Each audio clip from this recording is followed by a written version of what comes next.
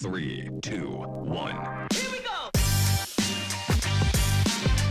Here at Rally, I'm conducting investor one-on-ones, and I've been meeting with companies, evaluating them, seeing if they're ready for our investment strategy. These one-on-one investor meetings are fantastic. Every single one gave me just different experiences and different feedback that I wouldn't have gotten anywhere else. Outside of an environment like this, you actually have to put in quite a bit of work to get that kind of one-on-one attention with an investor.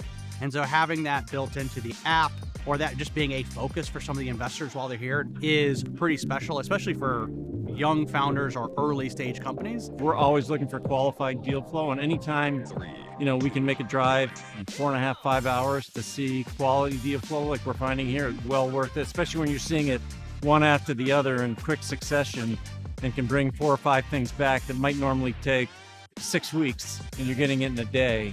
That's really efficient, and it's great to see all the great companies here and all the innovation that's happening here, and be able to do it in a very convenient location.